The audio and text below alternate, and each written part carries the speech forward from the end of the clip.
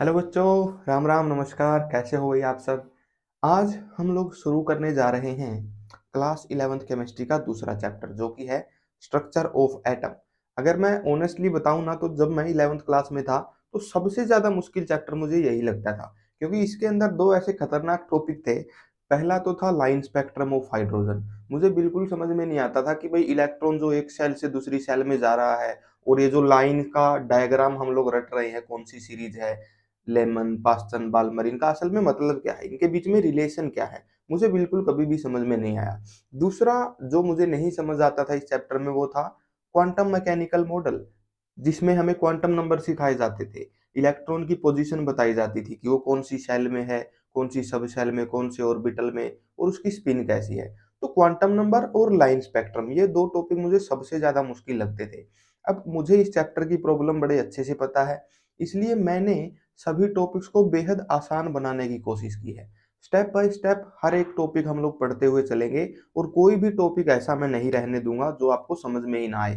तो step by step सब कुछ हम लोग पढ़ना स्टार्ट करते हैं। आज क्योंकि पहला लेक्चर है इसलिए मैं आपको हल्का सा शुरू में इंट्रोडक्शन दूंगा कि इस चैप्टर में हम लोग आखिर पढ़ेंगे क्या। उसके बाद में जो आज का लेक्चर है जिसमें हम लोग पढ़ने वाले हैं डिस्कवरी ऑफ इलेक्ट्रॉन प्रोटॉन और न्यूट्रॉन, ये कैसे हुई, कैसे हमें पता चला कि एटम से भी छोटी कोई चीज होती है, एटम इनसे मिलके बना होता है।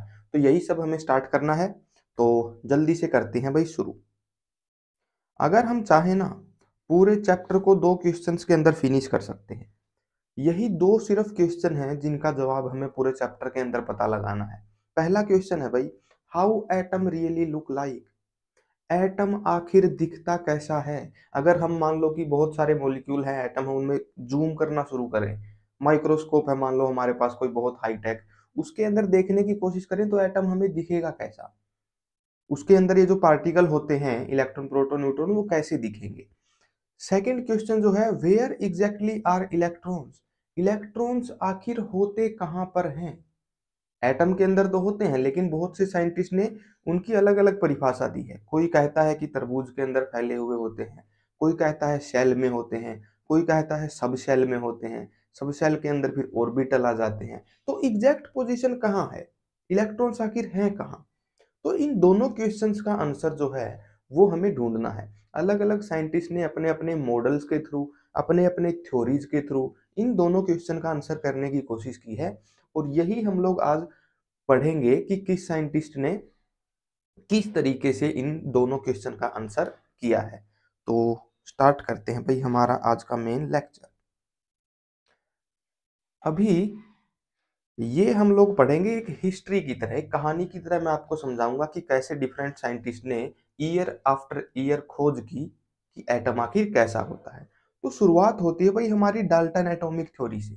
डाल्टन ने क्या कहा था भाई, जिस भी छोटे पार्टिकल से बन के यूनिवर्स बना है उसको बोलते हैं एटम। और एटम जो है वो इनडिविजिबल होता है, इट इज नॉन डिविजिबल, इसको बांटा नहीं जा सकता। मतलब सीधा सा है कहने का, एटम से छोटा कुछ भी नहीं होता। ये बोला था हमारे डाल्टन जी ने। अब हमें पता है भाई बाद में सब एटॉमिक पार्टिकल्स की डिस्कवरी हुई है। सब एटॉमिक पार्टिकल क्या है, वो और छोटे पार्टिकल जिनसे एटम भी मिलके बना है। तो जब उनकी डिस्कवरी हो गई, इलेक्ट्रॉन प्रोटॉन न्यूट्रॉन इन तीनों की डिस्कवरी हो गई, हमें पता चल गया भाई एटम सबसे छोटा नहीं है। तो उस इस इन तीनों की ही खोज से डाल्टन की एटॉमिक थ्योरी जो है फेल हो गई थी। डाल्टन ने बोला था एटम सबसे छोटा है और इनडिविजिबल है। आज हम लोग जानते हैं एटम के अंदर भी इलेक्ट्रॉन प्रोटॉन और न्यूट्रॉन होते हैं। इनफैक्ट हम लोग तो इनसे भी आगे बढ़ चुके हैं। ग्रेजुएशन पोस्ट ग्रेजुएशन जब हम लोग फिजिक्स से करते हैं तब हमें वहां पर क्वार्क्स के बारे में पता चलता है, इनसे भी छोटे पार्टिकल होते हैं। लेकिन हम केमिस्ट्री के नजरिए से बस इलेक्ट्रॉन प्रोटॉन न्यूट्रॉन से नीचे नहीं जाएंगे, हमें इन्हीं तीनों के बारे में जो है पढ़ना होता है केमिस्ट्री के अंदर। तो ये था भाई डाल्टन की एटॉमिक थ्योरी क्यों फेल हुई। क्यों फेल हुई, क्योंकि डाल्टन ने बोला था एटम नॉन डिविजिबल है, एटम सबसे छोटा है, लेकिन इससे भी छोटे पार्टिकल्स की खोज जो है हो गई थी। अब इलेक्ट्रॉन प्रोटॉन और न्यूट्रॉन इनकी डिस्कवरी अलग अलग एक्सपेरिमेंट्स के थ्रू हुई थी। इलेक्ट्रॉन और प्रोटॉन दोनों की डिस्कवरी हुई थी एक एक्सपेरिमेंट से, जो कि था डिस्चार्ज ट्यूब एक्सपेरिमेंट। इसको हम लोग डिटेल में पढ़ने वाले हैं। इन तीनों की डिस्कवरी ही तो हमें पढ़नी है पहले लेक्चर में। न्यूट्रॉन की डिस्कवरी हुई थी एक न्यूक्लियर रिएक्शन से। न्यूक्लियर रिएक्शन क्या होती है बेसिकली, जिसमें न्यूक्लियस की हेराफेरी होती है। आमतौर पे ऑर्गेनिक में जो हम लोग रिएक्शन पढ़ते हैं उनमें इलेक्ट्रॉन इधर से उधर जंप कर रहे होते हैं, लेकिन एक और तरीके की रिएक्शन भी होती है न्यूक्लियर रिएक्शन, जिसके अंदर न्यूक्लियस इंटरेक्ट करता है। न्यूक्लियर फिजन, न्यूक्लियर फ्यूजन, ये सब आपने सुना होगा। तो उस तरीके की न्यूक्लियर रिएक्शन से न्यूट्रॉन की डिस्कवरी हुई थी। हमने बेसिकली क्या किया था भाई, एक एक्सपेरिमेंट कैरी आउट किया था, अल्फा पार्टिकल बम्बार्डिंग एक्सपेरिमेंट। इसके थ्रू न्यूट्रॉन की खोज हुई थी। तो इन तीनों ही डिस्कवरीज को हम लोग डिटेल में पढ़ने वाले हैं आज के लेक्चर के अंदर। तो शुरुआत करते हैं हमारी इलेक्ट्रॉन की डिस्कवरी से। डिस्कवरी ऑफ इलेक्ट्रॉन, इलेक्ट्रॉन की डिस्कवरी जिस एक्सपेरिमेंट से हुई थी उसका नाम है डिस्चार्ज ट्यूब एक्सपेरिमेंट। अभी इस एक्सपेरिमेंट के बारे में ना मैं आपको थोड़ी सी बेसिक बातें बताता हूँ कि असल में डिस्चार्ज का मतलब क्या है, आखिर डिस्चार्ज होता कैसे है। तो देखो, जब मैटर के थ्रू, गैसेज के थ्रू एक वोल्टेज हम लोग अप्लाई कर देते हैं, तब वहां पर एक इलेक्ट्रिक डिस्चार्ज पैदा हो जाता है। एक तरीके से आप ये समझ लो आयंस बन जाते हैं। जैसे सॉल्यूशन हम लोग कोई भी बनाते हैं, देखो मैं आपको एक छोटा सा एक्सपेरिमेंट के बारे में बताता हूँ, आपने जरूर पढ़ा होगा इलेक्ट्रोकेमिस्ट्री के अंदर शायद। ये मैं आपको बताता हूँ। हम लोग क्या करते हैं भाई, यहाँ पर दो डिप कर देते हैं इलेक्ट्रोड्स और इनको कनेक्ट कर देते हैं ऊपर एक बैटरी से। तो यहाँ पर कहने का मतलब एक वोल्टेज क्रिएट हो गई है। ये पॉजिटिव एंड हो गया इलेक्ट्रोड का, ये नेगेटिव एंड हो गया। इसके अंदर अगर हम लोग किसी इलेक्ट्रोलाइट का सॉल्यूशन भर दें, NaCl का सॉल्यूशन हो सकता है, तो मान लो कि इसके अंदर NaCl का सॉल्यूशन हमने बना दिया, तो जैसे ही हम लोग वोल्टेज अप्लाई करेंगे ये आयंस के अंदर टूट जाएंगे, Na पॉजिटिव Cl नेगेटिव। इसको हम लोग सिंपल सा डिस्चार्ज बोल सकते हैं। ये एक इलेक्ट्रिकल डिस्चार्ज है, इलेक्ट्रिसिटी की मदद से हमने डिस्चार्ज कर दिया। ठीक है। अगर गैसेज को हमें इसी तरीके से डिस्चार्ज करना है, मान लो कि हाइड्रोजन है, इसको अगर हमें डिस्चार्ज करना है तो ये प्रोसेस थोड़ी सी कॉम्प्लिकेटेड हो जाएगी। क्योंकि पहली बात तो यहाँ पर दो एटम नहीं है अलग अलग इलेक्ट्रोनेगेटिविटी के। सोडियम क्लोरीन का जो बॉन्ड है वो Na प्लस और क्लोरीन नेगेटिव के अंदर तोड़ना बेहद आसान है, लेकिन हाइड्रोजन से आयन बनाना उतना आसान नहीं है। तो उसके लिए वोल्टेज बहुत ज्यादा हमें चाहिए होती है, 10,000 वोल्ट तक भी करना हमें पड़ जाता है। हमें क्या करना है भाई, गैस का डिस्चार्ज कराना है। जैसे NaCl Na positive Cl negative में टूटता है, वैसे ही हाइड्रोजन को हमें ब्रेक करना है। अब होता कैसे है वो भी हम लोग समझेंगे, लेकिन आयन कैसे बनते हैं वो मैं आपको बताता हूँ भाई।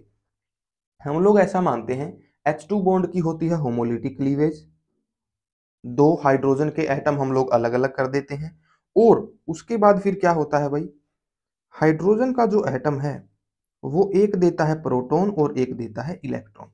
तो हाइड्रोजन जो गैस है उसके डिस्चार्ज से ये दो आयंस बनते हैं, H प्लस आयन और एक इलेक्ट्रॉन। ये एक डिस्चार्ज का सिंपल सा रिएक्शन मैंने आपके सामने लिखी है। जैसे NaCl का डिस्चार्ज होता है Na पॉजिटिव Cl नेगेटिव में, वैसे ही गैसेज का भी डिस्चार्ज हो सकता है। बस डिफरेंस क्या है, इनका डिस्चार्ज बहुत हाई वोल्टेज के ऊपर होता है। तो इसलिए जो डिस्चार्ज ट्यूब एक्सपेरिमेंट था उसके अंदर भी बहुत हैवी वोल्टेज यूज की जाती है। हाई वोल्टेज, एक कैथोड रे डिस्चार्ज ट्यूब।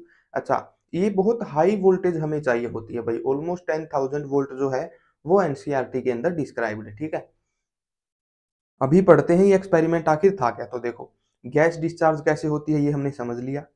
हम लोग क्या करते हैं भाई, एक इस तरीके की ग्लास ट्यूब लेते हैं, इसको बोला जाता है भाई डिस्चार्ज ट्यूब। अभी इस डिस्चार्ज ट्यूब का मैं आपको स्ट्रक्चर थोड़ा सा एक्सप्लेन करता हूँ। ये एक डिस्चार्ज ट्यूब है, इसके अंदर हमने दो इलेक्ट्रोड फिट कर रखे हैं। ये पॉजिटिवली चार्ज इलेक्ट्रोड हो गया जिसको हम लोग एनोड बोलते हैं, और ये हो गया हमारा नेगेटिवली चार्ज्ड इलेक्ट्रोड जिसको कि कैथोड बोलते हैं। कैथोड के ऊपर नेगेटिव चार्ज होता है। नेगेटिव चार्ज वाले इलेक्ट्रोड को कैथोड क्यों बोलते हैं, क्योंकि कैटायंस इसकी तरफ अट्रैक्ट होते हैं। कैथोड एनोड की कंफ्यूजन अपनी क्लियर कर लो यहीं पे। एनोड पे होता है पॉजिटिव चार्ज, क्यों होता है भाई, क्योंकि पॉजिटिव चार्ज की तरफ कौन अट्रैक्ट होगा, एनायंस अट्रैक्ट होंगे। अगर यहाँ बीच में एनायन पड़े हैं तो वो इस पॉजिटिव चार्ज की तरफ आएंगे, इसीलिए इस इलेक्ट्रोड को एनोड बोल रहे हैं। अगर यहाँ पर इसके अंदर पॉजिटिव चार्ज पड़ा है, कैटायंस पड़े हैं, तो वो नेगेटिव चार्ज की तरफ जाएंगे, इसीलिए उसको कैथोड हम लोग बोल रहे हैं। तो कौन से चार्ज के आयन इलेक्ट्रोड के पास आ रहे हैं अट्रैक्ट होके, उसी हिसाब से इनका नाम दिया गया है। अगर इलेक्ट्रोड के पास एनायन जा रहे हैं तो वो इलेक्ट्रोड है एनोड, अगर इलेक्ट्रोड के पास कैटायंस जा रहे हैं तो वो है कैथोड। कैटायन कैथोड के पास जाते हैं, एनायन एनोड के पास जाते हैं। तो यहां पर मान लो कि गैस हमने फिल की, इसके अंदर हमने गैस फिल की, बहुत हाई वोल्टेज हमने अप्लाई की, तो हमें पता है भाई क्या होगा, इलेक्ट्रिक डिस्चार्ज होगा गैस का, उसके अंदर प्रोटॉन और इलेक्ट्रॉन जो हैं बन जाएंगे।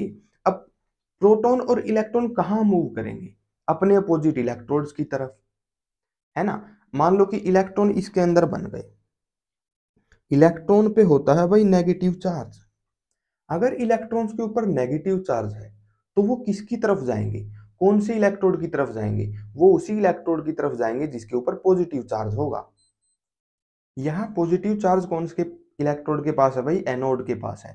तो इलेक्ट्रॉन इस डायरेक्शन में मूव करेंगे, यहां से इस डायरेक्शन में। तो इलेक्ट्रॉन्स की डायरेक्शन हम लोग बोल सकते हैं भाई ये हो गई, इस तरीके से इलेक्ट्रॉन मूव करेंगे। अब अगर चार्ज कहीं पर भी मूव करता है, मूविंग चार्ज जो है वो इलेक्ट्रिक और मैग्नेटिक फील्ड अपना बनाता है। मूविंग चार्ज जो होता है वो हमेशा ही एक इलेक्ट्रिक और मैग्नेटिक फील्ड जनरेट करता है। इस वजह से जब ये इलेक्ट्रॉन मूव करेंगे तब यहां से भी हमें ऐसा लगता है कि कोई रेडिएशन है जो कि कैथोड की तरफ से एनोड की तरफ आ रही है, ऐसा हमें फील होता है। क्या होता है भाई, when electric discharge is passed through a gas, radiation emits from cathode which carry negatively charged particles. जैसे ही इलेक्ट्रिक डिस्चार्ज हमने पास किया, हमें ऐसा लगेगा कैथोड की तरफ से कुछ रेडिएशन एमिट हो रही है और एनोड की तरफ जा रही है। अब इसकी जो प्रॉपर्टीज होती हैं, इस रेडिएशन की जो प्रॉपर्टीज होती हैं, वो मैंने यहाँ पर एक ही लाइन के अंदर समराइज्ड कर दी है। कैसे, देखो मैंने यहाँ पर लिखा है कि नेगेटिवली चार्ज पार्टिकल उसके अंदर होते हैं। हमें कैसे पता चला भाई कि जो रेडिएशन आ रही है उसके अंदर नेगेटिवली चार्ज पार्टिकल होते हैं। अच्छा, सबसे पहली बात तो उसके अंदर पार्टिकल होते हैं, रेडिएशन के अंदर पार्टिकल होते हैं, ये हमें कैसे पता चला, तो देखो बहुत से एक्सपेरिमेंट हुए थे उस रेडिएशन के ही ऊपर। एक एक्सपेरिमेंट ऐसा था जिसमें हमने क्या किया, जो रेडिएशन पास हो रही थी ना, उसके बीच में हमने एक बहुत लाइट वेट की टरबाइन रख दी। टरबाइन क्या होता है, सिंपल सा एक, ये समझ लो पंखा सा होता है। तो जैसे ही ये रेडिएशन हमने इस टरबाइन के ऊपर फॉल करवाई तो ये टरबाइन घूमने लग गई, इसके अंदर रोटेशन हमें ऑब्जर्व हुई। अब कोई भी टरबाइन क्यों घूमती है, विंड मिल मान लो कि हमारे पास है, पवन चक्की जो हवा के अंदर घूमती है और बिजली बनाती है, वो क्यों घूमती है, क्योंकि एयर के जो पार्टिकल होते हैं, हवा जब बहती है और उसके फैन से स्ट्राइक करती है, हवा के मॉलिक्यूल, हवा के पार्टिकल जब उससे स्ट्राइक करते हैं तभी वो विंड मिल घूमती है। तो अगर ये टरबाइन घूम रही है रेडिएशन के संपर्क में आने से, तो इसका मतलब तो यही हुआ कि रेडिएशन के अंदर भी कोई पार्टिकल है। तो ऐसे हमें पता चला कि भाई रेडिएशन के अंदर भी कुछ पार्टिकल हैं। अब वो नेगेटिवली चार्ज्ड ही हैं, ये हमें कैसे पता चला, तो देखो मान लो कि ये डायरेक्शन है रेडिएशन के फ्लो करने की, इस तरीके से रेडिएशन जो है आ रही है एनोड की तरफ, कैथोड की तरफ से एनोड की तरफ आ रही है। अगर हम लोग यहाँ पर एक एक्सटर्नल इलेक्ट्रिक फील्ड लगा देते हैं, मान लो कि यहाँ पर हमने लगा दिया पॉजिटिवली चार्ज इलेक्ट्रोड और यहाँ पर हमने एक और लगा दिया नेगेटिवली चार्ज्ड इलेक्ट्रोड, तो इसके अंदर जो पार्टिकल होते हैं, जो ये रेडिएशन होती है, ये बेंड कर जाती है पॉजिटिवली चार्ज्ड इलेक्ट्रोड की तरफ, नीचे की तरफ बेंड हो जाएगी ये रेडिएशन, पॉजिटिवली चार्ज्ड इलेक्ट्रोड की तरफ ही बेंड हो जाएगी। अब पॉजिटिव चार्ज से कौन अट्रैक्ट होता है भाई, नेगेटिव चार्ज। तो इससे हमें पता चला कि जो पार्टिकल इस रेडिएशन के अंदर हैं उनके अंदर पॉजिटिव चार्ज नहीं, उनके अंदर नेगेटिव चार्ज है, वो नेगेटिवली चार्ज पार्टिकल हैं, इसीलिए पॉजिटिव चार्ज की तरफ वो आ रहे हैं। तो ऐसे हमें पता चला भाई कि जो रेडिएशन एमिट होती है कैथोड की तरफ से, वो नेगेटिवली चार्ज्ड पार्टिकल्स कैरी करती है। पार्टिकल होता है ये हमें समझ में आ गया, चार्ज कैसा होता है उस पे ये भी हमें समझ में आ गया। अब वो नेगेटिव चार्ज जो था, जो नेगेटिवली चार्ज पार्टिकल्स थे, उन्हीं को बाद में नाम दिया गया इलेक्ट्रॉन्स। उन्हीं की कुछ एक और प्रॉपर्टीज हम लोग अभी पढ़ते हैं। कुछ एक रिजल्ट थे भाई जो हमें सीखने को मिले थे इस एक्सपेरिमेंट से। वन बाय वन इनकी स्टडी हम लोग करते हैं। मेन जो इसके अंदर था मैंने आपको सारा समझा दिया है, बस अब ये लिखने वाली बातें रह गई हैं। Cathode rays start from cathode and move towards anode. जो रेज होती हैं वो कैथोड की तरफ से शुरू होती हैं और एनोड की तरफ आगे बढ़ती हैं। देखो, कैथोड की तरफ से एनोड की तरफ बढ़ती हैं। अब यहाँ पर एक बहुत इंपॉर्टेंट कॉन्सेप्ट है जो आपको माइंड में बिठाना है। ये कंफ्यूजन आपको हो सकती है। आपको ये नहीं सोचना है कि कैथोड वाला जो इलेक्ट्रोड है ना उससे एमिट हो रही है रेडिएशन, ऐसा नहीं है। इसका रीजन मैं आपको दे चुका हूं कि असल में रेडिएशन बनती कैसे है। इलेक्ट्रॉन जब मूव करते हैं, मूविंग चार्ज जब कहीं पर होता है तो वो रेडिएशन की फॉर्म में बदल जाता है। वो अपना एक इलेक्ट्रिक फील्ड और मैग्नेटिक फील्ड जनरेट कर देता है। इस वजह से हमें लगता है कि भाई रेडिएशन आ रही है। कैथोड का जो इलेक्ट्रोड है वो कोई सोर्स नहीं है रेडिएशन का, वो कोई बल्ब नहीं है, वो कोई ल्यूमिनेंट ऑब्जेक्ट नहीं है जिससे रेडिएशन जनरेट हो, है ना। बस इलेक्ट्रॉन क्योंकि मूव कर रहे हैं, चार्ज क्योंकि मूव कर रहा है, इसलिए हमें लगेगा कि कैथोड की तरफ से रेडिएशन आ रही है और एनोड की तरफ जा रही है। तो ये पहला पॉइंट है भाई, cathode rays start from cathode and move towards anode. Second point है भाई, दीज रेज आर इनविजिबल, ये हमें दिखती नहीं है, but cause luminance when hit fluorescent और phosphorescent materials such as metal plated with zinc sulphide coating. अब इतनी लंबी लाइन का क्या मतलब है भाई? देखो, ये जो रेडिएशन होती हैं कैथोड की तरफ से जो आती हैं, इनको हम लोग कैथोड रेज भी बोलते हैं क्योंकि ये कैथोड की तरफ से आ रही हैं। ये हमें दिखती तो नहीं है, लेकिन अगर ये स्ट्राइक करें, अगर ये टकराएं किसी लुमिनेंट ऑब्जेक्ट से। लुमिनेंट ऑब्जेक्ट बेसिकली क्या होता है? एक ऐसा ऑब्जेक्ट जिसके ऊपर अगर हम लोग लाइट फॉल कराएं तो वो चमकने लग जाए, उसका कुछ ना कुछ कलर हमें दिखे। अब ऐसा ही एक लुमिनेंट ऑब्जेक्ट जो यूज किया गया था वो था भाई, एक मेटल प्लेट के ऊपर हमने जिंक सल्फाइड की कोटिंग कर दी थी। जिंक सल्फाइड बेसिकली एक कंपाउंड होता है, उसको हमने मेटल की प्लेट के ऊपर चिपका दिया।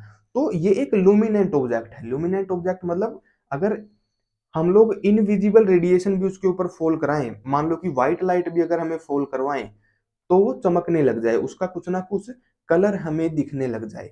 तो इसी तरीके से लुमिनेंस पैदा करती है ये रेडिएशन जब टकराती है किसी भी लुमिनेंट ऑब्जेक्ट से। अब यहाँ पर एक और इम्पोर्टेंट मैं आपको बताता हूँ बात। हम लोग ग्रेजुएशन और पोस्ट ग्रेजुएशन के अंदर ना एक कॉन्सेप्ट पढ़ते हैं जहां पर हमें क्या पता चलता है, कोई भी ऑब्जेक्ट अगर लुमिनेंट है, लाइट के एब्जॉर्ब करने से अगर वो चमक रहा है, अगर कोई कलर एमिट कर रहा है, तो वो सब्सटेंस दो तरीके का हो सकता है। या तो वो फ्लोरेसेंस की वजह से कलर शो करेगा या फिर फोस्फोरेसेंस की वजह से। तो ये दो फिनोमिना होते हैं जो कि कलर पैदा करते हैं। पहला होता है फ्लोरेसेंस, दूसरा होता है फोस्फोरेसेंस। तो ये दोनों लुमिनेंस के टाइप हैं, आप ऐसा समझ सकते हो। ठीक है भाई। तो इन दो फिनोमिना की वजह से ये रेडिएशन भी क्या करती हैं? लुमिनेंस पैदा करती हैं। अब जो टीवी की स्क्रीन होती थी पहले, आज के दिन तो एलईडीज वगैरह आ गई हैं, उनका अलग मैकेनिज्म होता है कलर पैदा करने का। लेकिन पहले के जमाने में जो टीवी होता था उसके अंदर स्क्रीन इसी फिनोमिना को यूटिलाइज करती थी। इसी लुमिनेंस के फिनोमिना को अप्लाई करके टेलीविजन के अंदर डिफरेंट कलर्स को प्रोड्यूस किया जाता था। रेडिएशन जो है वो एक मेटल के ऊपर कोटेड प्लेट से टकराती थी जिसकी वजह से हमें कोई भी सीन टेलीविजन पर दिखता था। अगला पॉइंट डिस्कस करते हैं। थर्ड पॉइंट है भाई, the direction of cathode rays can be manipulated by external electric field. अगर एक एक्सटर्नल इलेक्ट्रिक फील्ड हम लोग अप्लाई कर सकते हैं तो हम लोग उस रेडिएशन की डायरेक्शन को भी मैनिपुलेट कर सकते हैं। मैनिपुलेट कर सकते हैं मतलब उसको बदल सकते हैं, उसको कंट्रोल कर सकते हैं। जैसे मैंने आपको यहाँ पर बताया था, रेडिएशन की डायरेक्शन पहले क्या है? बिल्कुल स्ट्रेट है, कैथोड से एनोड की तरफ बिल्कुल स्ट्रेट है। लेकिन जैसे ही एक्सटर्नल फील्ड हमने अप्लाई किया वो पॉजिटिवली चार्ज इलेक्ट्रोड की तरफ बेंड हो गई। ठीक है, तो इस तरीके से हम लोग डायरेक्शन को भी मैनिपुलेट कर सकते हैं। Cathode rays behave like anions in magnetic और इलेक्ट्रिक फील्ड। मतलब कि वो एनायंस की तरह बिहेव करती हैं। एनायन क्या होते हैं भाई? एनायन नेगेटिवली चार्ज्ड आयन होते हैं, जैसे ऑक्सीजन 2 नेगेटिव, क्लोरीन नेगेटिव। ये सब इनकी तरह बिहेव करते हैं। इसका मतलब क्या हुआ भाई कि इसके अंदर जरूर नेगेटिवली चार्ज्ड पार्टिकल हैं। It means they carry negatively charged particle, जिनको इलेक्ट्रॉन बाद में कहा गया, क्योंकि जो एनायन होते हैं उनके ऊपर भी नेगेटिव चार्ज होता है, वो भी पॉजिटिवली चार्ज्ड इलेक्ट्रोड की तरफ आगे बढ़ते हैं। वैसे ही जो रेडिएशन थी वो भी पॉजिटिवली चार्ज्ड इलेक्ट्रोड की तरफ आगे बढ़ रही थी, तो हमने क्या मान लिया, इसके अंदर भी नेगेटिवली चार्ज्ड पार्टिकल होंगे, जिन्हें बाद में क्या कहा गया, इलेक्ट्रॉन। तो ये कुछ इंपॉर्टेंट बातें हैं भाई जो आपको नोट करनी है। ये सब ऑब्जर्वेशन हमने ड्राइव की थी डिस्चार्ज ट्यूब एक्सपेरिमेंट से, ठीक है। अब बढ़ते हैं आगे। एक दो और रिजल्ट हैं भाई जो हमें डिस्कस करने हैं, results of discharge tube experiment. यहां पर एक चीज और ऑब्जर्व करो, the properties of cathode rays do not depend on the type of gas field in the discharge tube और मटेरियल यूज्ड इन इलेक्ट्रोड्स। जो प्रॉपर्टीज हैं कैथोड रेज की कि उनके अंदर चार्ज कैसा है, ये सब जो प्रॉपर्टीज हैं ये दो चीजों के ऊपर डिपेंड नहीं करती। पहली चीज क्या है, कौन सी गैस उसके अंदर हमने फिल की है। हमने हाइड्रोजन का एग्जांपल लिया था, चाहे हम लोग उसके अंदर हीलियम भर दें चाहे कोई और गैस भर दें, उसके ऊपर डिपेंड नहीं करती है कैथोड रेज की प्रॉपर्टीज। सेकेंडली जो इलेक्ट्रोड हमने अप्लाई किए हैं, इलेक्ट्रोड क्या था, जो कैथोड और एनोड हमने लगाए थे बहुत हाई वोल्टेज के, बहुत ज्यादा हाई वोल्टेज डिफरेंस के, उसके ऊपर भी डिपेंड नहीं करती है इसकी प्रॉपर्टीज। कैथोड रेज की प्रॉपर्टीज ना इलेक्ट्रोड्स की प्रॉपर्टी पे डिपेंड करती हैं, कौन से मेटल के इलेक्ट्रोड हैं, और ना ही टाइप ऑफ गैस पे डिपेंड करती है कि गैस हमने कौन सी फिल की थी उस ट्यूब के अंदर। Hence, we can conclude that electrons are basic constituent of all type of atom। इसका मतलब ये हुआ कोई भी गैस हम लोग भर रहे हैं, कोई भी इलेक्ट्रोड हम लोग अप्लाई कर रहे हैं, दोनों में ही प्रॉपर्टीज बिल्कुल सेम है। दोनों में से ही इलेक्ट्रॉन ही हैं जो कि एनोड की तरफ जा रहे हैं, कैथोड की तरफ से एनोड की तरफ आ रहे हैं, रेडिएशन बिल्कुल सेम है। तो इसका मतलब यही हुआ भाई कि जो पार्टिकल थे ना वहां पर, जो इलेक्ट्रॉन थे, वो ऑलमोस्ट हर एटम के अंदर ही होंगे, ऑलमोस्ट क्या हर ही एटम के अंदर होंगे इलेक्ट्रॉन। इसीलिए सभी गैस के साथ में सेम रिजल्ट हमें देखने को मिल रहा है, सेम पार्टिकल हैं, इलेक्ट्रॉन सभी एलिमेंट के बिल्कुल सेम हैं, ये हम लोग बोल सकते हैं। अगर हम लोग बात करें ना, यहाँ पर एक चीज ध्यान से समझना, अगर हम लोग डिस्चार्ज करवा रहे हैं किसी भी और गैस का, मान लो कि क्लोरीन गैस का, तो वहां पर इलेक्ट्रॉन के बाद, इलेक्ट्रॉन के निकलने के बाद जो आयन बनेगा वो बनेगा भाई क्लोरीन पॉजिटिव कैटायन। क्लोरीन किस में डिसोसिएट होगा, chlorine positive and electron, electron same ही निकल रहा है लेकिन कैटायन अलग बन रहा है, ये ध्यान रखना, क्लोरीन पॉजिटिव वहां पर बन रहा है। अगर हाइड्रोजन गैस का डिस्चार्ज हम लोग कर रहे हैं तो वहां पर कौन से आयन बनेंगे, H positive and electron. Electron अभी भी सेम है, जैसा क्लोरीन में निकला था वैसा ही हाइड्रोजन में भी निकलना है, लेकिन जो कैटायन है, कैटायन डिफरेंट बन रहा है। ये बात आगे काम आएगी जब मैं आपको प्रोटॉन की डिस्कवरी समझाऊंगा, ठीक है, ध्यान में रखना बिल्कुल। यहाँ पर इलेक्ट्रॉन हमें पता चल गया, कोई भी गैस है इलेक्ट्रॉन उसके सेम ही होते हैं, और इलेक्ट्रॉन तो हर टाइप के एटम में, हर एलिमेंट के एटम में सेम ही रहते हैं। अभी नीचे मैं आपको ये डायग्राम जरा समझाता हूं। हाँ जी, ये एक सेटअप है। यहाँ पर बेसिकली क्या हो रहा है देखो, कैथोड और एनोड ये दोनों हमने बना रखे हैं यहाँ पर। यहाँ से रेडिएशन हमारी आ रही है, कैथोड से एनोड की तरफ रेडिएशन आ रही है, ठीक है, इस तरीके से रेडिएशन आ रही है। अब यहाँ पर जो साइंटिस्ट थे थॉमसन, थॉमसन ने एक एक्सपेरिमेंट किया। उन्होंने क्या कोशिश की, उन्होंने इस लाइट के पाथ को मैनिपुलेट करना चाहा इलेक्ट्रिक फील्ड और मैग्नेटिक फील्ड की हेल्प से। इलेक्ट्रिक फील्ड आप लोग देख सकते हो, ये ब्लू और ऑरेंज कलर की इलेक्ट्रोड प्लेट की हेल्प से उन्होंने अचीव किया। Positively charge electrode, negatively charge electrode. तो इलेक्ट्रिक फील्ड के अंदर से उन्होंने इस रेडिएशन को पास कराया और जानने की कोशिश की कि कैसे जो है इस लाइट का पाथ इन्फ्लुएंस हो रहा है, जो हमारी कैथोड रेज थी उनका पाथ कैसे इन्फ्लुएंस हो रहा है। साथ में उन्होंने मैग्नेटिक फील्ड का यूज किया, यहाँ पर नॉर्थ और साउथ पोल आप लोग देख सकते हो। तो इस तरीके से उन्होंने लाइट के पाथ को स्टडी करना चाहा, जो हमारी कैथोड रेज निकल रही थी उसके पाथ को स्टडी करना चाहा कि इलेक्ट्रिक फील्ड का और मैग्नेटिक फील्ड का क्या इफेक्ट पड़ता है लाइट के पाथ पर। तो उन्होंने जो चीजें स्टडी की वो हम लोग डिटेल में देखते हैं। अच्छा, इस एक्सपेरिमेंट से एक बहुत इंपॉर्टेंट डिस्कवरी हुई थी भाई। इलेक्ट्रॉन का चार्ज टू मास रेशियो पता चला था। वो मैं आपको अभी नहीं बताता हूँ। एक बार हम लोग इस एक्सपेरिमेंट को समझते हैं, उसके बाद ही मैं आपको ये समझाऊंगा। देखो, पहला पॉइंट क्या है, in absence of field cathode raise travel straight. अगर हम लोग ना इलेक्ट्रिक फील्ड इसमें अप्लाई कर रहे हैं, ना मैग्नेटिक फील्ड अप्लाई कर रहे हैं, तो रेडिएशन बिल्कुल सीधी पास कर जाती है। यहां से पास होती हुई बिल्कुल पॉइंट बी तक पहुंच जाती है। अगर मान लो यहाँ पर ना ये इलेक्ट्रिक फील्ड है ना ये मैग्नेटिक फील्ड है, तो रेडिएशन बिल्कुल सीधी पास कर जाती है। अभी मान लो कि यहाँ पर इलेक्ट्रिक फील्ड हमने अप्लाई कर दिया, ये ब्लू और जो ऑरेंज फील्ड आपको दिख रहे हैं ये हमने अप्लाई कर दिया, तो थॉमसन ने ऑब्जर्व किया कि जो रेडिएशन पहले सीधी पॉइंट बी तक जा रही थी, अब वो बेंड हो गई ए की तरफ वो मूव करने लग गई। इलेक्ट्रिक फील्ड की प्रेजेंस में वो उसका पाथ चेंज हो गया और वो ए की तरफ चली गई। बाद में उन्होंने क्या किया, in presence of only magnetic field cathode rays hits the discharge to that point C. Magnetic field जब अप्लाई किया, तब भी उस लाइट की जो रेडिएशन है उसका पाथ है वो चेंज हो गया और वो इस बार पॉइंट सी पर टकरा है। तो मतलब कि इलेक्ट्रिक और मैग्नेटिक फील्ड दोनों ही फील्ड से थॉमसन ने ये पता लगाया कि भाई इसकी डायरेक्शन को इन्फ्लुएंस किया जा सकता है। कैथोड रेज की जो डायरेक्शन है उसको बेंड किया जा सकता है इलेक्ट्रिक और मैग्नेटिक फील्ड से।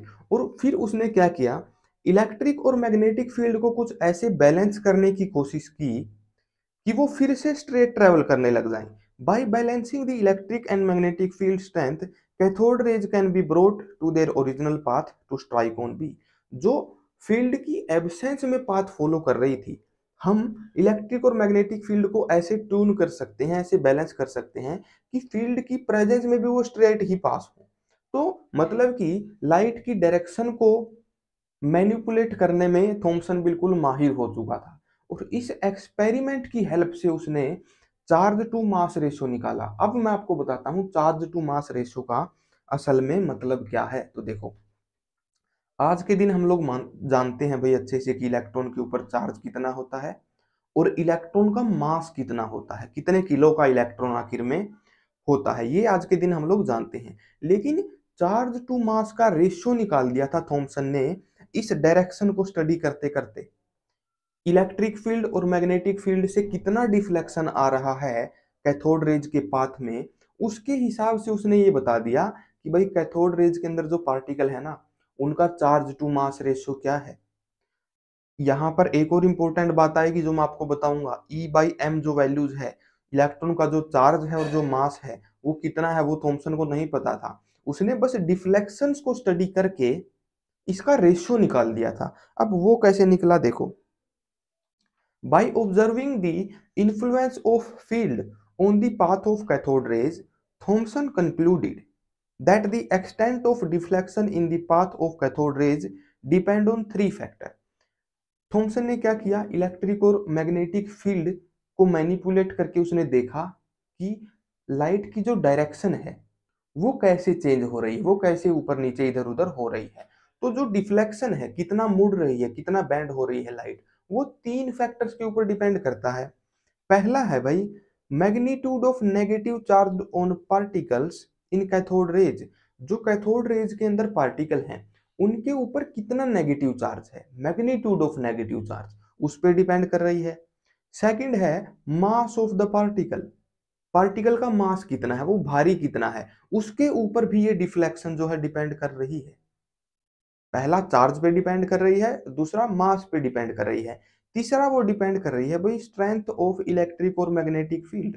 जो एक्सटर्नल इलेक्ट्रिक मैग्नेटिक फील्ड जो लगाया था थॉमसन ने, एक पॉजिटिवली नेगेटिवली चार्ज्ड प्लेट की हेल्प से और एक मैग्नेट की हेल्प से, उसकी स्ट्रेंथ कितनी है उसके ऊपर भी डिपेंड कर रही है। तो तीन चीजों पे डिपेंड कर रही है, एक उस पार्टिकल का मास, एक उस पार्टिकल का चार्ज, और तीसरा जो इलेक्ट्रिक या फिर मैग्नेटिक फील्ड अप्लाई किया है उसने, उसकी स्ट्रेंथ कितनी है। मैग्नेटिक इलेक्ट्रिक फील्ड की भी स्ट्रेंथ होती है जिसको हम लोग टेस्ला में मेजर करते हैं, तो वो भी एक अलग कहानी है। यहां पर इन तीनों चीजों के ऊपर डिपेंड करेगा कि लाइट कितना बैंड होगी, कितना डिफ्लेक्शन उसके अंदर आएगा। तो नेक्स्ट पॉइंट है, by measuring the amount of deflection accurately, Thomson determined the value of E by M for electron. Electric field की, मैग्नेटिक फील्ड की स्ट्रेंथ की किसी स्पेसिफिक वैल्यू से कितना डिफ्लेक्शन आ रहा है रेडिएशन के पाथ में, कितने एंगल जो लाइट है वो बेंड हो रही है, उसके हिसाब से थॉमसन ने बताया कि चार्ज का और मास का रेशियो क्या होगा। ये वैल्यू उसने निकाली। ई है इलेक्ट्रॉन का चार्ज, एम ई है इलेक्ट्रॉन का मास। ये रेशियो उसने निकाल दिया। किस बेसिस पे निकाला कि इलेक्ट्रिक और मैग्नेटिक फील्ड की स्ट्रेंथ चेंज करने से जो डायरेक्शन है कैथोड रेज की, उसके अंदर कितने डिग्री का डिफ्लेक्शन आ रहा है, कितनी डिग्री वो लाइट बेंड हो रही है। यहां पर एक बहुत इंपॉर्टेंट है बात जो आपको कंफ्यूज कर सकती है। आपको ये लगेगा कि ई बाई एम का रेशियो निकाला है थॉमसन ने। यहां पर एक बात ध्यान में रखना, उसने इलेक्ट्रॉन के ऊपर चार्ज कितना है ये नहीं बताया, इलेक्ट्रॉन का मास कितना है ये नहीं बताया। कहीं आप ये सोचो कि हाँ ई की वैल्यू और एम की वैल्यू उसे पता थी और उसने डिवाइड करके ये वैल्यू निकाल दी कि चार्ज टू मास रेशियो ऐसा होगा। ऐसे थॉमसन ने वैल्यू नहीं निकाली, उसने डिफ्लेक्शंस को स्टडी किया है, कितना डिग्री डिफ्लेक्शन आ रहा है, उसके हिसाब से उसने एक वैल्यू एस्टिमेट की ई बाई एम की। ऐसे चार्ज टू मास रेशियो निकाला था थॉमसन ने इलेक्ट्रॉन के लिए। यहां पर एक और इंपॉर्टेंट बात तो मैं आपको बताता हूं, देखो ई बाई एम ई की वैल्यू ये निकाली थॉमसन ने, ये बहुत इंपॉर्टेंट है। मैं क्लास 11th में यही समझता था कि हाँ चार्ज की कुछ वैल्यू होगी, मास की कुछ वैल्यू होगी, थॉमसन ने दोनों को डिवाइड किया और वैल्यू निकाल दी। ऐसा नहीं है, बहुत डिफ्लेक्शन को बहुत डीप में स्टडी किया थॉमसन ने, उसके बाद उसने ये वैल्यू बताई कि जो भी पार्टिकल प्रेजेंट है कैथोड रेज में उनका चार्ज टू मास रेशियो कुछ इतना होना चाहिए। Thomson only formulated the ratio of charge to mass of electron by studying the extent of deflection. किस एक्सटेंट तक डिफ्लेक्शन हो रहा है लाइट के पाथ में, उसके हिसाब से थॉमसन ने सिर्फ रेशियो को फॉर्मुलेट किया, सिर्फ रेशियो बताया। चार्ज की और मास की वैल्यू एग्जैक्ट नहीं बताई थॉमसन ने, चार्ज टू मास के रेशियो की वैल्यू दिखाई। The exact values of charge and mass of electrons were not known yet. E और एम की सेपरेटली क्या वैल्यूज हैं ये उस टाइम तक नहीं पता था। अभी बाद में इनकी वैल्यूज का कैसे पता चला भाई, तो वो देखो Millikan's oil drop method successfully discovered the charge on in electron.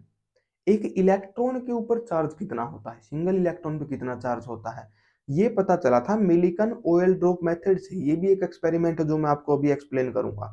Millikan oil drop method से हमें पता चला था कि चार्ज कितना होता है, ई की वैल्यू वहां से पता चली थी। अब ई बाई एम का रेशियो थॉमसन ने बता दिया, ई की एग्जैक्ट वैल्यू मिलिकन ने बता दी। अब इलेक्ट्रॉन का जो मास है वो तो हम भी निकाल सकते हैं, सिंपल सा। अब हम लोग मैथमेटिकली निकाल सकते हैं कि मास कितना होगा। उसके बाद ई की वैल्यू का पता लगने के बाद value of mass of electron was found mathematically using E by expression and E value.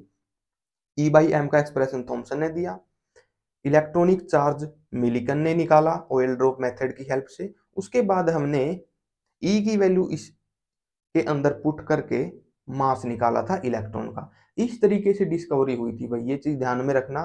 Thompson ने बताया था ई बाई एम का रेशियो और मिलिकन ने बताई थी ई की वैल्यू। उसके बाद मैथमेटिकली निकाला गया था मास ऑफ इलेक्ट्रॉन। किसकी डिस्कवरी कैसे हुई थी ये बहुत ध्यान में रखना जरूरी है। अब हम लोग स्टडी करते हैं भाई डिटेल में Millikan oil drop method. NCERT में बहुत छोटे में इसको एक्सप्लेन किया गया है, मैं थोड़ा सा इलेबोरेट करने की कोशिश करूंगा कि इलेक्ट्रॉन का चार्ज आखिर निकाला कैसे गया था, तो ध्यान से समझना भाई। मिलिकन्स ऑयल ड्रॉप मेथड, सबसे पहले मैं आपको क्या समझाऊंगा भाई, सबसे पहले मैं आपको एक्सपेरिमेंटेशन समझाऊंगा कि आखिर मिलिकन ने किया क्या था। देखो यहां पर हमने लिया है ऑयल, ये जो येलो कलर का दिख रहा है आपको बॉक्स में ये है ऑयल। इसको हमने पास करवाया है एटोमाइजर से। एटोमाइजर एक डिवाइस होता है जो कि सिंगल एटम्स के अंदर तोड़ देता है किसी भी मैटर को, उसके टुकड़े कर देता है एटम्स के अंदर। तो ऑयल हमारे पास था, एटोमाइजर ने क्या किया उसको एटम्स के अंदर ब्रेक कर दिया। अब वो एटम्स जो हैं वो एक मिस्ट की फॉर्म में आ गए। मिस्ट MIST, ये होता है धुंध। धुंध के अंदर बेसिकली क्या होता है, वो छोटे छोटे पार्टिकल होते हैं। तो इस तरीके से ऑयल की ड्रॉपलेट बना दिए एटोमाइजर ने, छोटे छोटे ड्रॉप्स के अंदर। एक तरीके से यही समझ लो कि ये सिंगल एटम है, कुछ एटम से मिलके भी कोई ड्रॉप बन सकती है। तो बहुत छोटे छोटे पीसीज के अंदर एटोमाइजर ने इसको ब्रेक कर दिया। अब पीसीज के अंदर ब्रेक होने के बाद क्या किया भाई, यहाँ पर एक छोटा सा होल बनाया गया और उस होल के थ्रू पास किया गया इन पार्टिकल्स को। वन बाय वन जो पार्टिकल है वो ड्रॉप होना शुरू हो गए। यहाँ से पार्टिकल ड्रॉप हो रहा है और नीचे की प्लेट पर गिर रहा है। इस तरीके से ये जो बहुत सारे पार्टिकल हैं ये एक एक करके इस होल के थ्रू जो है नीचे गिर रहे हैं, ऐसा आप लोग मान लो कि यहाँ से एक पार्टिकल आया, ऑलमोस्ट बीच में पहुंच चुका है, तो ये ऑयल की ड्रॉपलेट है जिसको ऑब्जर्व कर रहे हैं मिलिकन भैया।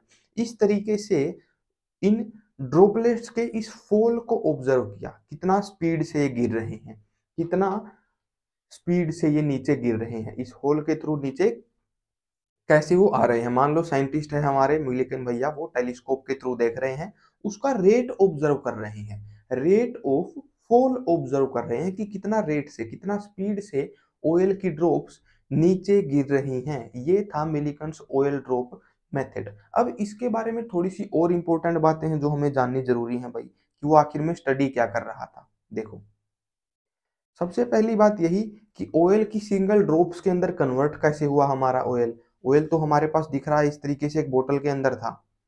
Atomiser converted oil into mist type droplets. Atomiser ने क्या किया, ऑयल को धुंध के जैसी छोटी छोटी ड्रॉपलेट्स के अंदर कन्वर्ट कर दिया, which were then passed through a tiny hole inside the condenser. ये जो पूरा एक चैम्बर दिख रहा है उसके अंदर एक छोटे से होल के थ्रू उनको पास करवाया गया। Mass of droplet was found from the rate with which they fall. Mass का पता कैसे चला गया, ड्रॉपलेट जो है उसका मास हमने कैसे निकाला, उसका मास हमने निकाला ये ऑब्जर्व करके कि वो किस रेट से फॉल कर रही हैं, किस स्पीड से फॉल कर रही हैं, एक टाइम में होल के थ्रू कितने ड्रॉपलेट्स आ रहे हैं। इस सब चीजों को स्टडी करके हमने मास का पता लगाया। नेक्स्ट है भाई, air inside chamber was ionised by using X-rays. X-rays की हेल्प से एयर को आयोनाइज किया गया। एयर को भी आयोनाइज किया जा सकता है, जैसे हमने अभी डिस्चार्ज ट्यूब में देखा था, हाइड्रोजन को हम लोग कैसे डिस्चार्ज करते हैं, कैसे आयोनाइज करते हैं, ठीक है। तो इलेक्ट्रिक डिस्चार्ज कैसे आया भाई, ये जो ड्रॉपलेट ऊपर मिस्ट की फॉर्म में है इनके अंदर आपस में कोलिजन्स हो रहे हैं, इस कोलिजन की वजह से उनके अंदर चार्ज पैदा हो गया। हमें आज के दिन भी पता है भाई, जैसे हम लोग दो सरफेसिस को आपस में रगड़ते हैं तो वहां पर भी चार्ज पैदा होता है। तो मोलिकुलर कोलिजन जो हो रहे हैं मिस्ट के अंदर, धुंध के अंदर, उसकी वजह से भी चार्ज पैदा हो रहा है। तो इस तरीके से इलेक्ट्रिक डिस्चार्ज पैदा किया गया था। अब आगे स्टडी क्या किया भाई मिलिकन ने, the rate of fall of droplets could be controlled. जिस रफ्तार के साथ, जिस रेट के साथ इस होल से ड्रॉपलेट्स नीचे गिर रही हैं उसको कुछ चीजों के द्वारा कंट्रोल किया जा सकता है।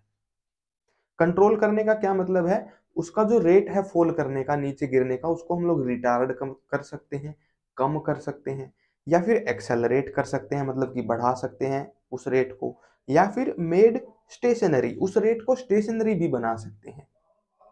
स्टेशनरी बनाने का मतलब है कि कांस्टेंट स्पीड से ड्रॉप बाय ड्रॉप नीचे गिरते रहें, उसकी स्पीड को बढ़ा सकते हैं, कम कर सकते हैं। जैसे आज के दिन हम लोग टाइट्रेशन करते टाइम वो जो बल्ब होता है टाइट्रेशन का, उसको लूज या फिर टाइट करके कंट्रोल कर सकते हैं कि हमें जो जो हमारा टाइट्रेंट है उसको जल्दी नीचे डालना है या फिर लेट नीचे डालना है। तो इसी तरीके से इसको भी हम लोग कंट्रोल कर सकते हैं। बस इसको कंट्रोल करने के लिए हमें क्या चीजें मैनिपुलेट करनी होंगी, क्या चीजें कंट्रोल करनी होंगी, देखो वो है by controlling the charge on droplets. Droplets के ऊपर चार्ज कितना है ये हमें कंट्रोल करना पड़ेगा। Polarity and strength of electric voltage, जो इलेक्ट्रिक वोल्टेज जो हमने अप्लाई की है उसकी स्ट्रेंथ को भी हमें कंट्रोल करना पड़ेगा। तो ये दो चीजें अगर हम लोग कंट्रोल कर लें, पहली क्या है भाई इलेक्ट्रिक फील्ड और दूसरा चार्ज ऑन ड्रॉपलेट, अगर ये दो चीजें हम लोग कंट्रोल कर लें तो हम लोग उसका रेट भी मैनिपुलेट कर पाएंगे कि किस रेट से वो फॉल कर रही हैं, उसको भी हम लोग कंट्रोल कर पाएंगे। तो इस तरीके से इसके रेट को कंट्रोल किया था। अभी मेन बात हमारी आती है भाई इलेक्ट्रॉन के ऊपर चार्ज कैसे पता चला, तो ध्यान से समझना। Bye measuring the effect of electric field on motion of droplets, electric field जितना हमने अप्लाई किया है उससे ऑयल के ड्रॉप के मोशन पर, उसकी स्पीड पर कितना इफेक्ट पड़ रहा है, उसके हिसाब से चार्ज की वैल्यू निकाली मिलिकन ने। हर एक ड्रॉपलेट के ऊपर कुछ अलग चार्ज था, किसी के ऊपर सिंगल इलेक्ट्रॉन की वजह से चार्ज था, कोई 2 इलेक्ट्रॉन की वजह से डिस्चार्ज था। तो उसकी मदद से मिलिकन ने सारी ड्रॉपलेट्स के ऊपर चार्ज कितना है ये पता लगाया। और उस चार्ज का पता कैसे लगाया भाई, कि इलेक्ट्रिक फील्ड की जो स्ट्रेंथ है, जो इलेक्ट्रिक फील्ड हमने अप्लाई किया है ड्रॉप को फॉल करवाने के लिए, उसकी स्ट्रेंथ क्या है। तो इसके हिसाब से मिलिकन ने क्या पता चलाया कि जो टोटल चार्ज है ड्रॉपलेट के ऊपर, किसी भी ड्रॉपलेट के ऊपर जो टोटल चार्ज है, वो चाहे 1 इलेक्ट्रॉन की वजह से हो चाहे 2 की वजह से हो, वो हमेशा एक ई वैल्यू है, एक मैथमेटिकल ई वैल्यू है जिसका एक इंटीग्रल मल्टीपल रहता है। या तो 1 ई चार्ज उसके ऊपर है या फिर 2 ई चार्ज है। इसका सीधा सा मतलब ये है, या तो 1 इलेक्ट्रॉन की वजह से चार्ज है, या 2 की वजह से, या फिर 3 की वजह से। अगर 1 इलेक्ट्रॉन की वजह से चार्ज है सिंपल ई, तो 2 की वजह से चार्ज कितना होगा 2 ई। 3 इलेक्ट्रॉन की वजह से ड्रॉपलेट पे कितना चार्ज आएगा 3 ई। तो यही मिलिकन ने ऑब्जर्व किया कि टोटल चार्ज जो है ड्रॉपलेट पे वो या तो 1 ई है, या तो 2 ई है, या फिर 3 ई है। एक कोई कांस्टेंट वैल्यू है ई जिसका इंटीग्रल मल्टीपल हमेशा आ रहा है टोटल चार्ज। एन की वैल्यू ई 1 हो सकती है, 2 3 कुछ भी हो सकती है, लेकिन एक कांस्टेंट वैल्यू है ई जिसका इंटीग्रल मल्टीपल टोटल चार्ज आ रहा है। क्यों है टोटल चार्ज, ई है इलेक्ट्रॉनिक चार्ज जो कि 1 इलेक्ट्रॉन की वजह से चार्ज है, और एन की वैल्यू कोई भी इंटीजर हो सकता है 1 2 3 4। तो आई होप ये आप लोग समझे होंगे मैथमेटिकली कि टोटल चार्ज जो है वो हमेशा 1 इलेक्ट्रॉन के चार्ज के इंटीग्रल मल्टीपल के बराबर आ रहा है। इसका सीधा सा मतलब ये है कि जो ड्रॉपलेट के ऊपर टोटल चार्ज होगा, जो ड्रॉप गिर रही है धीरे धीरे, उनके ऊपर जो टोटल चार्ज होगा वो या तो 1 इलेक्ट्रॉन की वजह से होगा। अगर 1 इलेक्ट्रॉन की वजह से वो ड्रॉपलेट के ऊपर डिस्चार्ज आया है तो टोटल चार्ज हो जाएगा ई। अगर 2 इलेक्ट्रॉन की वजह से उस पर इलेक्ट्रिक डिस्चार्ज आया है तो वो हो जाएगा 2 ई। आधे इलेक्ट्रॉन की वजह से कभी भी चार्ज नहीं आ सकता है ना, तो टोटल चार्ज की वैल्यू कभी भी 1.5 ई 2.5 ई इस तरीके से नहीं हो सकती। इंटीग्रल मल्टीपल हमेशा मिलेगा, या तो 1 ई, या फिर 2 ई, या फिर 3 ई, या फिर एन ई। एन हमेशा इंटीजर रहेगा, 1 2 3 4 5 6 ऐसे। 1.5 डेसिमल में इस तरीके से नहीं आएगा। तो जब किसी एक स्पेसिफिक वैल्यू का इंटीग्रल मल्टीपल टोटल चार्ज आ रहा है, तब उसने पता लगाया कि हाँ ये इस ई की वैल्यू आखिर है क्या। इस तरीके से इलेक्ट्रॉन के ऊपर चार्ज कितना है ये डिस्कवर किया गया था मिलिकन ऑयल ड्रॉप मेथड से। तो यहाँ पर एक और बात हमें पता चल गई भाई, इलेक्ट्रॉन के ऊपर चार्ज कितना है ये कैसे पता लगाया गया था। ये मिलिकन ऑयल ड्रॉप मेथड की हेल्प से पता चला था। ई की वैल्यू हमें मिलिकन ने बता दी। ई बाई एम का जो रेशियो है, चार्ज बाई मास का जो रेशियो है इलेक्ट्रॉन के लिए, वो हमें थॉमसन ने निकाल दिया। तो इन दोनों का यूज करके हमने बड़े आराम से इलेक्ट्रॉन का मास भी निकाल लिया था। तो ई एम और ई बाई एम का रेशियो, ये तीनों चीजों का पता कैसे चला था ये बात जरूर ध्यान में रखना। ई बाई एम का जो वैल्यू थी वो थॉमसन ने बताई थी, ई की जो वैल्यू थी वो मिलिकन ने बताई थी, और मास की वैल्यू मैथमेटिकली निकाली गई थी। ये था भाई Millikan oil drop method. Next हम लोग स्टडी करते हैं डिस्कवरी ऑफ प्रोटॉन। प्रोटॉन की डिस्कवरी कैसे हुई थी। तो बिल्कुल सेम एक्सपेरिमेंट जो था डिस्चार्ज ट्यूब एक्सपेरिमेंट, उसी सेम एक्सपेरिमेंट से प्रोटॉन की डिस्कवरी भी हुई थी। हमने क्या पता चलाया था भाई कि कुछ कैथोड रेज हैं जो कि कैथोड की तरफ से एनोड की तरफ बढ़ रही हैं, जिनकी ऊपर क्या होता है भाई इलेक्ट्रॉनिक चार्ज होता है, इलेक्ट्रॉन्स होते हैं बेसिकली। वैसे ही ये भी पता चला कि कुछ ऐसी रेडिएशन भी हैं, हाइड्रोजन गैस मान लो कि हमने इसके अंदर भरी थी, कुछ ऐसी रेडिएशन भी हैं जो एनोड की तरफ से कैथोड की तरफ बढ़ रही हैं, इस डायरेक्शन में जा रही हैं। यहाँ पर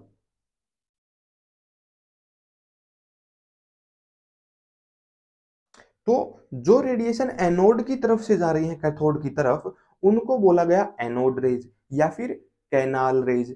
एनोड रेज इनको इसलिए बोल रहे हैं क्योंकि एनोड की तरफ से ये एमिट हो रही हैं, एनोड की तरफ से ये जा रही हैं।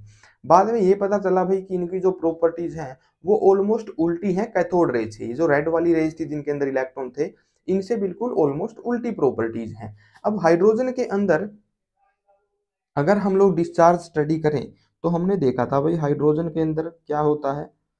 सबसे पहले हाइड्रोजन स्प्लिट करता है दो हाइड्रोजन एटम्स में, उसके बाद हाइड्रोजन का एटम स्प्लिट होता है H प्लस में और इलेक्ट्रॉन में। इलेक्ट्रॉन जो है वो एनोड की तरफ जाते हैं और जब इलेक्ट्रॉनिक चार्ज मूव करता है तब वहां पर रेडिएशन का जन्म होता है, रेडिएशन पैदा होती है, उसको हम लोग बोलते थे cathode rays. Similarly H positive क्या करेगा, प्रोटॉन क्या करेगा, ये नेगेटिव चार्ज की तरफ जाएगा, कैथोड की तरफ जाएगा और अगर चार्ज मूव करेगा तो रेडिएशन पैदा करेगा। तो इस तरीके से एक कुछ ऐसी रेडिएशन भी पैदा हुई जो एनोड की तरफ से पैदा हो रही थी और कैथोड की तरफ जा रही थी। उनके ऊपर क्या था भाई, पॉजिटिव चार्ज था। तो मतलब एनोड रेज के अंदर पॉजिटिवली चार्ज्ड पार्टिकल थे। सेम वैसे ही स्टडी इनकी की गई, पार्टिकल कैसे हैं भाई, ये टरबाइन को मूव कर देते हैं। पॉजिटिव चार्ज कैसे है, ऐसे है भाई, अगर हम लोग यहाँ पर इलेक्ट्रिक फील्ड अप्लाई कर दें, यहाँ पर पॉजिटिव और यहाँ पर एक्सटर्नल नेगेटिव, तो ये नेगेटिव चार्ज की तरफ बेंड हो जाएंगी इस तरीके से, ऊपर की तरफ पॉजिटिव नेगेटिव चार्ज की तरफ बेंड हो जाएंगी, ये नेगेटिव चार्ज यहाँ पर इस इलेक्ट्रोड की तरफ ये मूव कर जाएंगी। तो मतलब कि एनोड रेज जो हैं उनके अंदर पॉजिटिवली चार्ज्ड पार्टिकल हैं। अभी इसकी स्टडी करते हैं भाई हम लोग इन प्रॉपर्टीज की। Anode rays carry positively charged particle which are always heavier than those of ones present in cathode rays. Cathode rays में जो पार्टिकल प्रेजेंट थे, मतलब कि जो इलेक्ट्रॉन थे, उनसे हमेशा ही भारी होते हैं पार्टिकल जो कि एनोड रेज के होते हैं। ये आप लोग समझ सकते हो यहां से भी। सबसे छोटे पॉजिटिव चार्ज कौन सी गैस से बनेंगे, हाइड्रोजन से। हाइड्रोजन से कौन से पार्टिकल बन रहे हैं, H प्लस और E नेगेटिव। इलेक्ट्रॉन से काफी भारी होता है प्रोटॉन। अगर हाइड्रोजन की जगह हम कोई और गैस यूज करें, मान लो कि क्लोरीन यूज कर ले, तो उससे पार्टिकल्स कौन से बनेंगे भाई, Cl पॉजिटिव बनेगा और एक इलेक्ट्रॉन नेगेटिव बनेगा, है ना। तो यहां पर जो प्रोटॉन बना है, जो Cl पॉजिटिव बना है, जो कैटायन बना है, वो हमेशा ही हैवी होगा इलेक्ट्रॉन से। कैथोड रेज के पार्टिकल बहुत हल्के होते हैं, एनोड रेज के पार्टिकल हमेशा ही बहुत हैवी होते हैं। कोई भी गैस हो इलेक्ट्रॉन से तो हैवी ही होगा कैटायन। नेक्स्ट है भाई, mass of positively charged particle depend on type of gas used. जो positively charged particle anode rays के अंदर प्रेजेंट हैं उनका मास डिपेंड करता है गैस के ऊपर, कौन सी गैस हमने ली थी। जैसे कि हमने अगर हाइड्रोजन ली है तो पॉजिटिव चार्ज आयन कौन सा बनेगा, H प्लस बनेगा। क्लोरीन गैस ली है, क्लोरीन पॉजिटिव बनेगा। हीलियम गैस ली है, हीलियम पॉजिटिव बनेगा। तो सबका मास अलग अलग होगा। जो एनोड के अंदर पार्टिकल हैं उनका मास अलग अलग होगा, वो डिपेंड करेगा गैस कौन सी ली है। लेकिन एक चीज ध्यान में रखना, कैथोड के लिए ऐसा जरूरी नहीं था। कैथोड रेज के अंदर इलेक्ट्रॉन ही थे बस, इलेक्ट्रॉन सभी गैसेस के बराबर होंगे। हाइड्रोजन से भी वैसा ही इलेक्ट्रॉन निकलेगा जैसा क्लोरीन गैस से निकलने वाला है। तो कैथोड रेज के पार्टिकल सेम होते हैं। एनोड रेज के पार्टिकल कौन से होंगे, उनका मास क्या होगा, ये डिपेंड करेगा on the type of gas chosen. तो ये एक डिफरेंस है भाई एनोड रेज और कैथोड रेज के अंदर। नेक्स्ट है भाई, E/m ratio of these particles also depend on the gas. Charge by mass का जो रेशियो होगा ना, वो भी डिपेंड करता है टाइप ऑफ गैस के ऊपर। सीधी सी बात है भाई, E/m कैसे निकलता है, चार्ज को हम लोग डिवाइड करते हैं मास से। अगर हम लोग एक बार के लिए मान लें कि जो पॉजिटिव चार्ज है वो सेम है, H हाइड्रोजन के ऊपर जो पॉजिटिव चार्ज है उतना ही चार्ज है क्लोरीन पॉजिटिव के ऊपर, लेकिन मास तो दोनों का अलग है। अगर E की वैल्यू सेम है, मास की अलग है, तो E/m का रेशियो भी चेंज हो जाएगा। तो E/m का जो रेशियो है वो भी डिपेंड कर रहा है टाइप ऑफ गैस प्रेजेंट के ऊपर, है ना। E/m का रेशियो भी डिपेंड करेगा टाइप ऑफ गैस के ऊपर, कैथोड रेज के ऊपर डिपेंड नहीं कर रहा था। कैथोड रेज के अंदर बस इलेक्ट्रॉन ही थे, सभी इलेक्ट्रॉन का मास भी सेम है, सभी इलेक्ट्रॉन का चार्ज भी सेम है, तो E/m रेशियो भी सेम आ रहा था। लेकिन अगर हम लोग बात करें एनोड रेज की, जिसके अंदर पॉजिटिवली चार्ज पार्टिकल होते हैं, तो उनका चार्ज मान लो 1 पॉजिटिव चार्ज है सबके ऊपर, तो यहां पर तो सेम होगा, चार्ज तो सेम होगा लेकिन मास अलग अलग है, इसलिए E/m का रेशियो भी बदल जाएगा। सेकंड है भाई, charge on some particles is a multiple of fundamental charge E, that is Ne।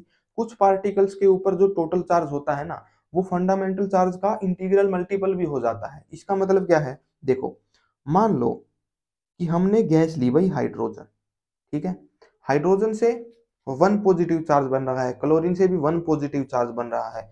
मान लो अगर हमने यहाँ पर ऑक्सीजन ली होती, ऑक्सीजन कैसे स्प्लिट होती है भाई, ऑक्सीजन के अंदर कैसे डिस्चार्ज आता है, तो देखो दो ऑक्सीजन एटम बनते, उसके फर्दर डिस्चार्ज के बाद क्या बनता, O2 पॉजिटिव आयन बनता और दो इलेक्ट्रॉन यहां से निकलते, है ना। ऑक्सीजन 2 पॉजिटिव आयन बनता और दो इलेक्ट्रॉन यहां से निकलने वाले थे। तो इसका मतलब है जो टोटल चार्ज आ रहा है कैटायन के ऊपर वो भी इंटीग्रल मल्टीपल हो सकता है। अगर यहाँ क्लोरीन के ऊपर चार्ज था +1e, तो ऑक्सीजन के ऊपर +2e चार्ज भी हो सकता है। तो टोटल चार्ज जो है वो कुछ आयंस के ऊपर, कुछ पार्टिकल्स के ऊपर, वो ई का इंटीग्रल मल्टीपल भी हो सकता है। लेकिन इलेक्ट्रॉन के लिए ऐसा नहीं था। किसी इलेक्ट्रॉन के ऊपर 1e चार्ज है तो किसी दूसरे इलेक्ट्रॉन के ऊपर 2e चार्ज नहीं हो सकता।